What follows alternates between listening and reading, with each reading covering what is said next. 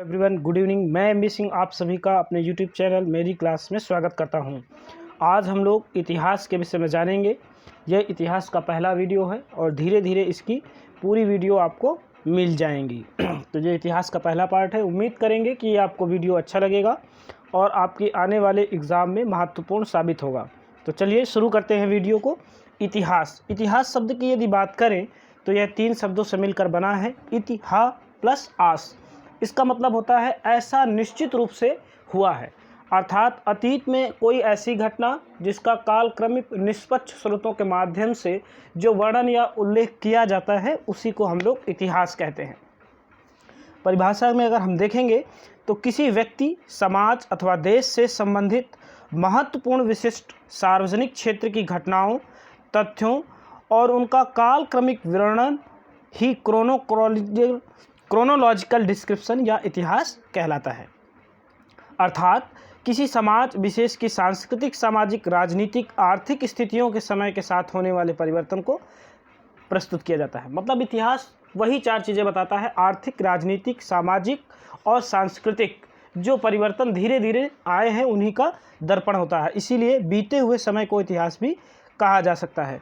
इतिहास को जानने के प्रमुख स्रोतों में पुरातात्विक स्रोत, क्वेश्चन पूछा गया है, इतिहास के जानने के प्रमुख स्रोत क्या है? तो पुरातात्विक स्रोत है, सिक्के हैं आपके, अभिलेख, साहित्यिक स्रोत और विदेशी यात्रियों का विवरण प्रमुख रूप से है। चलिए, तो पुरातात्विक तथ्यों के अंतर्गत हम लोग अभिलेखों की बात करते हैं, सिक्कों की बात करते हैं, स्मारक, भवन, मूर्तियाँ, चित्रकला, बर्तन आदि सभी को पुरातात्विक तथ्यों के अंतर्गत हम लोग जानने का प्रयास करते हैं। अधिकांश पुरातात्विक साक्ष्य टीलों की खुदाई से प्राप्त हुए हैं। ये क्वेश्चन इंपॉर्टेंट है। अधिकांश पुरातात्विक साक्ष्य कहाँ से प्राप्त होते हैं? तो टीलों की खुदाई से प्राप्त किए जाते हैं। प्राचीन टीले अथवा स्मारकों का उत्खनन कर वहाँ से प्राप्त वस्तुओं की कलाकृतियों के आधार पर क्रमिक ऐतिहासिक विश्लेषण करना ही पुरातत्व विज्ञान या आर्कियोलॉजी कहलाता है। आप ऐसे समझ सकते हैं पुरातत्व विज्ञान को, जिसको भी खोद कर निकाला जाता है, ज़मीन के अंदर से जिसे प्राप्त किया जाता है, वह सभी साक्ष्य पुरातत्व के अंतर्गत आते हैं जिनकी खुदाई की जाती है। रेडियो कार्बन डेटिंग एक ऐसी विधि है जिसके द्वारा यह पता लगाया जाता है कि कोई वस्तु किस काल से संबंधित है, अर्थात समय निर्धारण करने की एक प्रक्रिया है रेडियो कार्बन डेटिंग प्रक्रिया, जिसे C14 विधि भी कहा जाता है। रेडियो कार्बन अर्थात कार्बन 14 कार्बन का रेडियोधर्मी समस्थानिक यानी आइसोटोप होता है जो सभी सजीव वस्तुओं में विद्यमान होता है। सिक्कों की अगर हम बात करें तो सिक्कों के अंतर्गत सिक्कों का अध्ययन मुद्रा शास्त्र, जिसे इंग्लिश में न्यूमिस्मेटिक्स कहा जाता है, न्यूमेटिक्स नहीं, क्या कहा जाता है? न्यूमिस्मेटिक्स कहा जाता है। इसे याद रखिएगा, न्यूमिस्मेटिक्स कहते हैं, ठीक है। प्राचीन काल में अधिकांश मोहरें धातुओं की बनी जाती थी। ये पॉइंट इंपॉर्टेंट है कि प्राचीन काल में अधिकांश मोहरें किसकी बनाई जाती थी? तो धातुओं की बनाई जाती थी। और उस समय के जो सिक्के होते थे उन्हें पंचमार्क या आहत सिक्के या ठप्पा मार वाले सिक्के भी कहा जाता था। क्या कहा जाता था? पंचमार्क सिक्के या आहत सिक्के या ठप्पा मार के सिक्के कहे जाते थे। अगर क्वेश्चन बने कि प्राचीन भारत के सिक्कों को क्या कहा जाता था या प्राचीन ऐतिहासिक साक्ष्यों से प्राप्त सिक्कों को क्या कहा जाता था, तो उन्हें आहत सिक्के या पंचमार्क सिक्के भी कहा जाता था। सिक्कों पर लेख और तिथियां उत्पन्न करने की नहीं, लिखने की होनी चाहिए थे।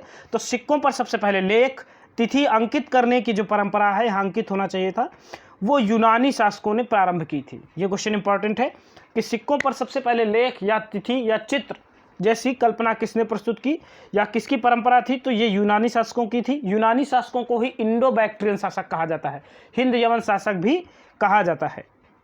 चलिए, सिक्कों का प्रयोग दान, दक्षिणा, खरीद, बिक्री, वेतन, मजदूरी आदि के लिए किया जाता था, अर्थात आर्थिक जो विनिमय का मुद्रा। हाँ, भारत में सबसे अधिक सिक्के किस समय के मिलते हैं? तो भारत में सबसे अधिक सिक्के मौर्य काल के प्राप्त होते हैं। ये इंपॉर्टेंट पॉइंट है, जो शीशे, चांदी और सोने से निर्मित हुआ करते थे। भारत में सबसे अधिक तांबे के सिक्के भी किसने जारी किए थे? मौर्य काल ने ही या मौर्य वंश ने ही जारी किए थे। भारत में सबसे अधिक सोने के सिक्के गुप्त शासकों ने जारी किए। इंपॉर्टेंट पॉइंट, सोने के सिक्के सबसे ज़्यादा किसने जारी किए हैं? तो गुप्त वंश के शासकों ने सबसे अधिक सोने के सिक्के जारी किए हैं। दूसरा क्वेश्चन, सर्वाधिक शुद्ध सोने के सिक्के किसने जारी किए हैं? को कुषाण वंश के शासकों ने सबसे अधिक शुद्ध सोने के, यानी सोने की शुद्धता को कैरेट में मापा जाता है, जो 24 कैरेट का होता है उसे शुद्ध सोना मापा जाता है। तो याद रखिएगा, सर्वाधिक शुद्ध सोने के सिक्के कुषाण शासकों ने, सबसे अधिक सोने के सिक्के गुप्त शासकों ने, और सर्वप्रथम सोने के सिक्के हिंद यवन शासकों ने जारी किए थे। नियमित रूप से सोने के सिक्के भी कुषाण शासकों ने ही जारी किए थे। शीशे के सिक्के जारी करने वाला वंश आंध्र सातवाहन वंश है। इंपॉर्टेंट है कि शीशे के सिक्के किसने जारी थे, तो सातवाहन वंश ने जारी किए थे। भारत में सर्वप्रथम लेख युक्त सोने के सिक्के किसने जारी किए, तो हिंद यवन शासक या इंडो बैक्ट्रियन शासकों ने लेख युक्त चित्र युक्त सोने के सिक्के जारी किए थे। तो ये रहे सिक्के की बात। सिक्कों से हमें उस वंश के राजाओं के विषय में जानकारी मिलती है, जैसे किसी सिक्के पर किसी राजा का चित्र रहा हो, जैसे समुद्रगुप्त को वीणा बजाते हुए उसके सोने के सिक्कों में दिखाया गया है। इससे पता चलता है कि जो समुद्रगुप्त था वो संगीत प्रेमी था। तो ऐसे बहुत सारे साक्ष्य हमें सिक्के से भी मिलते हैं। जैसे कुषाण वंश के शासक जो थे उनके सिक्कों से हमें शिव नंदी की चित्र मिलते हैं। इससे पता चलता है कि शैव धर्म के अनुयायी होंगे। अकबर के सिक्के से हमें राम और सीता के चित्रों का मिलता है, सूर्य का चित्र अंकन मिलता है। तो ऐसे सिक्कों से भी हमें उस समय की धर्मों की विषय में जानकारी मिलती है, और वो राजा किन धर्मों का मानता था या अपनाता था उनके विषय में जानकारी मिलती है। तो ऐसे जैसे हनुमान जी के चित्र वाले सिक्के विजयनगर से हमें प्राप्त होते हैं। तो ये सिक्कों से भी हमें धर्म या राजनीति या उस समय के विषय में जानकारी मिलती रहती है। दूसरा जो महत्वपूर्ण साक्ष्य है इतिहास को जानने का, वो अभिलेख है। ये सिक्कों से भी अत्यधिक महत्वपूर्ण है। इसके अध्ययन को पुरालेख शास्त्र या एपिग्राफी कहा जाता है। क्या कहा जाता है? पुरालेख शास्त्र या एपिग्राफी कहा जाता है। अगर भारत के संदर्भ में हम बात करें तो सबसे पहले प्राचीन अभिलेख मध्य एशिया के बोगज कोई नामक स्थान से प्राप्त होता है। इसमें इंद्र, वरुण, मित्र एवं नाशत्य नामक देवताओं का उल्लेख मिलता है। तो ये भी पॉइंट्स आपको याद ही करने पड़ेंगे कि बोगज कोई मध्य एशिया से प्राप्त पहला अभिलेख भारत के संदर्भ में कौन सा है, तो बोगज गोई का अभिलेख है। इनमें किन देवताओं का उल्लेख है, तो इंद्र का, वरुण का, मित्र का एवं नाशत्य नामक देवताओं का उल्लेख है। आप ध्यान से पढ़िएगा। इसके बाद मैं 5 क्वेश्चन पूछूंगा जिन्हें आप कमेंट में ज़रूर आंसर करिएगा, जिससे पता चलेगा कि आपने कितने ध्यान से वीडियो देखे। और वीडियो अच्छी लगे तो लाइक, शेयर और सब्सक्राइब करिए, बेल आइकन को प्रेस करिए और तुरंत सब्सक्राइब करें। चलिए देखते हैं। तो अगर हम अभिलेखों की बात करें तो अशोक के अभिलेख भारत में सबसे पहले अभिलेख माने जाते हैं। अशोक के अभिलेखों में 4 लिपियों का प्रयोग हुआ है। लिपि क्या होती है? लिखने की एक कला होती है, लिखने का एक ढंग होता है, उसे हम लिपि कहते हैं। ब्राह्मी लिपि, खरोष्टी लिपि, अरमाइक लिपि और यूनानी लिपि का उल्लेख मिलता है। तो यहाँ से क्वेश्चन बहुत बार पूछा गया है कि अशोक के अभिलेख कितनी लिपियों में प्राप्त होते हैं। तो 4 लिपियाँ थी। कौन कौन सी लिपि है? तो ब्राह्मी है, खरोष्टी है, अरमाइक है, यूनानी लिपि है। ब्राह्मी लिपि के ही आधुनिक रूप को देवनागरी लिपि कहा जाता है, जिसमें आपकी हिंदी भाषा लिखी जाती है। चलिए, भारत का सर्वप्रथम उल्लेख किस अभिलेख से मिलता है? ये पॉइंट बहुत इंपॉर्टेंट है, वेरी वेरी इंपॉर्टेंट। भारत शब्द का उल्लेख सर्वप्रथम किस अभिलेख से मिलता है? तो हाथी गुम्फा अभिलेख से मिलता है। यह अभिलेख कहाँ से प्राप्त हुआ है? तो ये उदयगिरी की पहाड़ियों से प्राप्त हुआ है, और जिसमें कलिंग नारेश, कलिंग राजा खारवेल की उपलब्धियों का उल्लेख किया गया है। याद रखिएगा, ये कई बार क्वेश्चन पूछा गया है कि कलिंग नरेश खारवेल की उपलब्धियों से संबंधित कौन सा अभिलेख है। तो कौन सा अभिलेख है? हाथी गुम्फा अभिलेख है। ठीक है, चलिए नेक्स्ट बात करते हैं प्रमुख अभिलेख और उनसे संबंधित शासकों के विषय में एक चर्चा कर लेते हैं, जो बार बार क्वेश्चन पूछे जाते हैं वनडे एग्जामों में। जैसे पहला अभिलेख रहा हाथी गुम्फा अभिलेख, तो इसे हम देख ही लिए हैं। भारत शब्द का उल्लेख मिलता है इस अभिलेख से, और यह कलिंग, कलिंग का मतलब है वर्तमान समय में उड़ीसा, पहले इसको उत्कल के नाम से जानते थे और उत्कल से पहले कलिंग के नाम से जानते थे जब अशोक ने इस पर आक्रमण किया था। चलिए, तो हाथी गुम्फा अभिलेख से कलिंग नारेश खारवेल राजा के विषय में जानकारी मिलती है। ऐहोल अभिलेख बहुत इंपॉर्टेंट है, ये पुलकेशिन द्वितीय, राजा पुलकेशिन द्वितीय के विषय में बताता है। ऐहोल अभिलेख में ही बताया गया था कि नर्मदा नदी के तट पर पुलकेशिन द्वितीय ने उत्तर भारत के प्रसिद्ध राजा हर्षवर्धन को पराजित किया था, और वही नदी जो है उत्तर भारत और दक्षिण भारत की सीमा रेखा का निर्धारण करती थी उस समय। तो ऐहोल अभिलेख किसके विषय में बताती है? पुलकेशिन द्वितीय के विषय में बताती है। नासिक अभिलेख की बात करें तो ये हमें सातवाहन वंश के विषय में बताती है। किसके वंश में बताती है? सातवाहन वंश के विषय में बताती है। इससे हमें वशिष्ठिपुत्र पुलमावी, गौतमी बलश्री और सातकर्णी महाराजा के विषय में प्राप्त होता है। अगर हम बात करें तो सातवाहन वंश के सर्वाधिक शक्तिशाली शासक गौतमी पुत्र सातकर्णी ही थे। तो ये नासिक अभिलेख से हमें जानकारी मिलती है। प्रमुख रूप से गौतमी बलश्री, गौतमी सातकर्णी और वशिष्ठी पुत्र पुलमावी के विषय में जानकारी देता है। वंश की बात करें तो आंध्र सातवाहन वंश के, वही सातवाहन वंश जिसने भारत में सबसे पहले शीशे के सिक्के जारी किए थे। ये मात्र सत्तात्मक वंश था, आप ये याद रखिएगा। चलिए जूनागढ़ अभिलेख की बात करते हैं। जूनागढ़ अभिलेख बहुत इंपॉर्टेंट है। जूनागढ़ अभिलेख ये शक शासक रुद्रदामन के विषय में जानकारी देता है।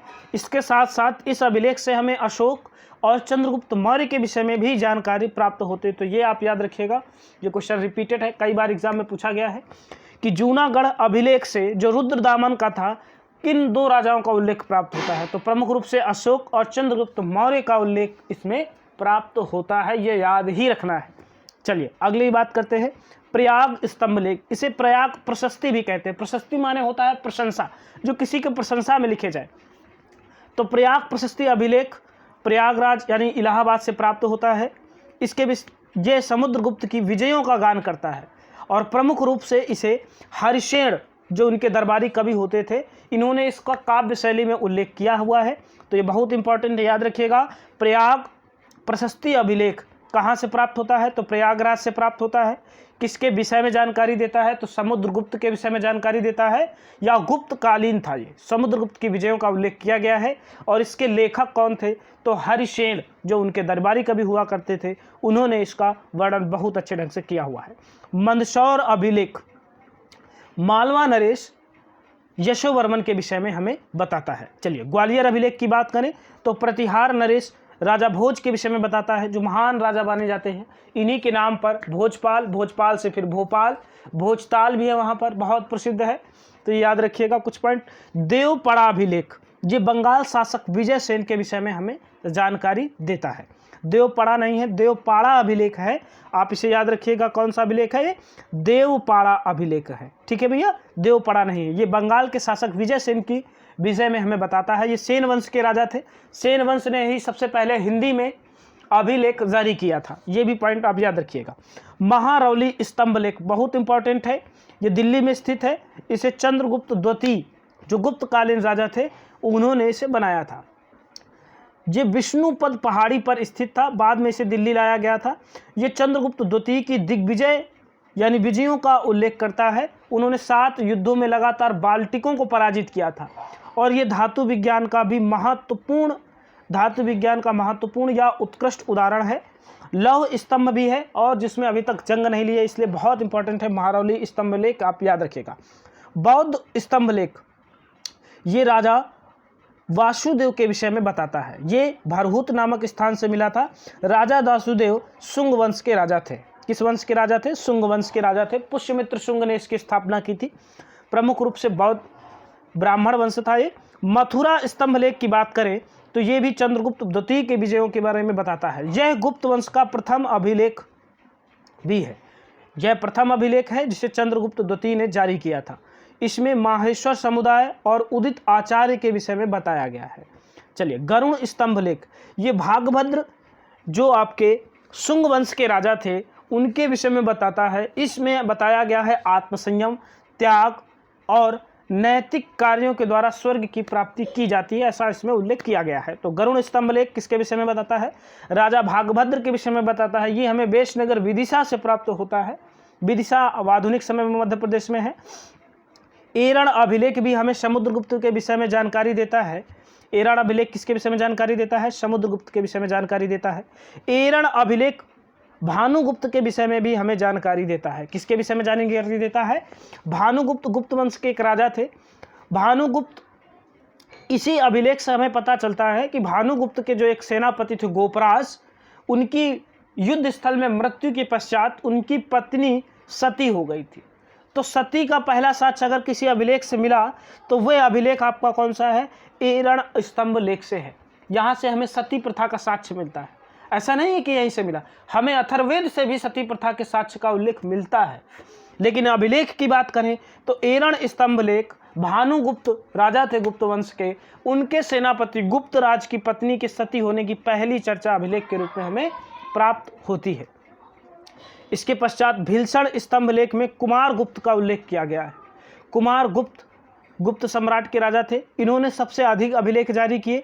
इस स्तंभ में कार्तिकेय मंदिर का भी उल्लेख मिलता है। ये भी याद रखिएगा पॉइंट कि किस स्तंभ लेख से कार्तिकेय मंदिर का उल्लेख मिलता है। यूपीएसआई आरओ जो एग्जाम देने जा रहे हैं उनके लिए बहुत इंपॉर्टेंट है। ये कार्तिकेय मंदिर का उल्लेख हमें भीलसण अभिलेख, भीलसण नहीं है भीलसण स्तंभ लेख है से प्राप्त होता है। तालगुंडा स्तंभ लेख, ये शांति वर्मन है, यहाँ पर वर्णन नहीं होगा। शांति वर्मन और मयूर वर्मन कदम वंश के दो राजा होते थे, इनके विषय में उल्लेख किया गया है। प्रमुख रूप से पल्लव वंश जिसके राजा सिंह विष्णु थे, और कदम वंश के शासक मयूर शर्मन या वर्मन भी कहीं कहीं मिलता है। इनके बीच होने वाले युद्धों का उल्लेख इसमें किया गया है। तो ये थे अभिलेखी साक्ष्य, आपने देखा कितने महत्वपूर्ण थे, बहुत सारे राजाओं के विषय में और उनके उस समय के वंशावलियों का भी उल्लेख प्राप्त होता है यहाँ से। चलिए साहित्यिक साक्ष्य की बात करें तो इसे दो भागों में बांटा गया है साहित्यिक साक्ष्य में। पहला है आपका धार्मिक साहित्य और दूसरा है लौकिक साहित्य। धार्मिक साहित्य के अंतर्गत हम बात करते हैं ब्राह्मण साहित्य ग्रंथों की और ब्राह्मणेतर साहित्य ग्रंथों की, जो ब्राह्मण ग्रंथों से अलग हो, जैसे बौद्ध ग्रंथ, जैन ग्रंथ, इन्हें ब्राह्मणेतर ग्रंथ कहा जाता है, या धर्मेतर, धर्म से अलग, इतर माने होता है अलग, तो धर्मेतर कहा जाता है। लौकिक ग्रंथों के अंतर्गत आती हैं कल्पना ग्रंथ, जीवनियाँ, इनका उल्लेख किया जाता है। जैसे अर्थशास्त्र पुस्तक हो गई, ऐसे ही अष्टाध्यायी हो गई, तो जैसे मुद्रा राक्षस हो गई। तो इन विषयों को हम लोग लौकिक साहित्य के अंतर्गत रखते हैं, जिनमें कल्पना, जीवनी, आत्मकथा या उस समय की राजनीति का उल्लेख किया गया हो। धार्मिक साहित्य के अंतर्गत हमने देखा कि इसको दो भागों में बांटा गया है। कौन कौन से हैं? ब्राह्मण ग्रंथ और ब्राह्मणेतर ग्रंथ, या ब्राह्मण साहित्य और ब्राह्मणेतर साहित्य। ब्राह्मणेतर का मतलब हो गया ब्राह्मण से हटकर, इसी को धार्मिक या धर्मेतर साहित्य भी कहा जाता है। ब्राह्मण साहित्य के अंतर्गत वेद, पुराण, उपनिषद, आरण्यक, स्मृतियाँ, रामायण, महाभारत, गीता का उल्लेख किया जाता है। याद रखिएगा, वेद, पुराण, उपनिषद, आरण्यक, स्मृति, रामायण और महाभारत का उल्लेख ब्राह्मण साहित्यों के अंतर्गत या धर्मेतर साहित्य, धार्मिक साहित्यों के अंतर्गत किया जाता है। ब्राह्मणेतर साहित्य यानी जो ब्राह्मण इतर साहित्य, मतलब ब्राह्मणों ग्रंथों से हटकर जो ग्रंथ हैं उन्हें बौद्ध और जैन ग्रंथों के नाम से जाना जाता है। बहुत इंपॉर्टेंट है बौद्ध ग्रंथ और जैन ग्रंथ, ये भी हमें पढ़ना है। लौकिक साहित्य के अंतर्गत ऐतिहासिक ग्रंथ, जीवनी, गल्प साहित्य का मतलब होता है कल्पना प्रधान साहित्य, जो उपन्यास लिखे जाते हैं उन्हें गल्प साहित्य भी कहते हैं, का उल्लेख मिलता है। विदेशी यात्री विवरण में हम देखेंगे, इसमें प्रमुख रूप से यूनानी लेखक, चीनी लेखकों के विवरण, अरबी लेखों का साहित्य हम लोग देखते हैं। पूरा यूनानी लेखक, चीनी लेखक, अरबी लेखकों के साहित्यों का उल्लेख हमें विदेशी यात्रियों के विवरण से प्राप्त होता है। प्रसिद्ध यूनानी लेखकों में टेसियस का नाम सुना होगा आपने, ईरान का था जो भारत आया था। टेसियस, हेरोडोटस, इन्हें इतिहास का पिता भी कहा जाता है और संस्कृत में इनका उल्लेख हरिदत्त के नाम से किया गया है। मेगस्थनीज ने इंडिका पुस्तक का उल्लेख किया था, बहुत इंपॉर्टेंट है, लेकिन अभी पुस्तकों की चर्चा नहीं करेंगे, इसको हम लोग अगले वीडियो में देखेंगे कि इन्होंने कौन सी पुस्तक लिखी और किस राजा के समय ये भारत में आए थे। डाइमेकस, डायोनिसियस, टालमी के विषय में आप जानते ही हैं। टालमी यानी जियोग्राफी के विषय में अगर हमें पढ़ना है तो टालमी को पढ़ना पड़ेगा। और प्लिनी, नेचुरल हिस्ट्री पुस्तक है, प्राकृतिक इतिहास प्लिनी ने ही लिखी थी। तो ये यूनानी लेखक थे, आप केवल अभी यूनानी लेखकों के विषय में जानिए। चीनी लेखक के अंतर्गत फाहियान, जिसे फाहियान भी कहा जाता है, तो फाहियान भारत आया, सुंगयुन आया, वेनसांग आया और इत्सिंग कहीं कहीं मिल जाता है या इत्सिंग है। ये प्रमुख जो चीनी लेखक है, इनके विषय में तो पढ़ना ही पढ़ना है। फाहियान का मतलब होता है धर्म का रक्षक, तो ये आप फिर इसके बाद आया, इन्हें क्रम से पढ़ना है कि पहले फाहियान, फिर सुंगयुन, फिर वेनसांग।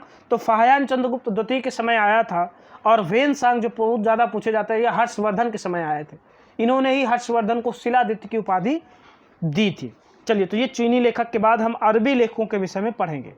अरबी लेखकों के अंतर्गत सुलेमान, अल मसूदी और अल बरूनी आते हैं। बहुत सारे लेखक आते हैं। ऐसा नहीं है कि केवल अलबरूनी ही आया या और कोई लेखक नहीं आया, बहुत सारे लेखक आए, लेकिन हमने कुछ प्रमुख लेखकों का यहाँ पर उल्लेख किया है। तो सुलेमान, अल-मसूदी और अल-बरूनी को तो याद ही रखना है। इसकी बहुत प्रसिद्ध पुस्तक है तहकीक-ए-हिंद या किताबुल-ए-हिंद, किताबुल-ए-हिंद या तहकीक-ए-हिंद इसकी प्रसिद्ध रचना है। वीडियो देखने के लिए आप सभी लोगों का धन्यवाद। जिन लोगों ने सब्सक्राइब नहीं किया है प्लीज़ सब्सक्राइब कर दें, ज़्यादा से ज़्यादा शेयर करें और इसे लाइक करें। अब बारी है क्वेश्चनों की। जिन्होंने ध्यान से पढ़ा है वो सिर्फ 5 क्वेश्चनों का आंसर देंगे कमेंट पर, तो देखेंगे कि कितने लोग ध्यान से पढ़ते हैं और ध्यान से सुनते हैं या लाइक करके चले जाते हैं। चलिए, पहला क्वेश्चन है कि सातवाहन वंश के विषय में, ध्यान से सुनिएगा, पहला क्वेश्चन, सातवाहन वंश के विषय में किस अभिलेख से जानकारी प्राप्त होती है। दूसरा क्वेश्चन है, भारत शब्द का उल्लेख सर्वप्रथम किस अभिलेख से प्राप्त हुआ था। भारत शब्द का उल्लेख सर्वप्रथम किस अभिलेख से प्राप्त होता है। भारत आने वाला पहला चीनी यात्री कौन सा था। भारत आने वाला पहला चीनी यात्री कौन सा था। किस यूनानी लेखक को इतिहास का पिता कहा जाता है। किस यूनानी लेखक को इतिहास का पिता कहा जाता है। बोगज गोई जो प्रथम अभिलेख था उससे वरुण, इंद्र और मित्र के अलावा किस चौथे देवता का उल्लेख प्राप्त होता है। फिर से सुनिए, बोगज गोई नामक स्थान से प्राप्त अभिलेख, जो पहला अभिलेख था भारत के विषय में बताने वाला, उसमें इंद्र, वरुण, मित्र के अतिरिक्त किस चौथे देवता का नाम मिलता है। बस आप ये 4 या जो भी क्वेश्चनों के आंसर आप दे दीजिएगा कमेंट कर। उम्मीद करते हैं कि आपको वीडियो अच्छा लगा होगा, तो प्लीज़ सब्सक्राइब ज़रूर करें, लाइक करें और अधिक से अधिक शेयर करें। प्रश्नों के आंसर देना ना भूलिए। वीडियो देखने के लिए आप सभी लोगों का एक बार धन्यवाद। शुभ रात्रि।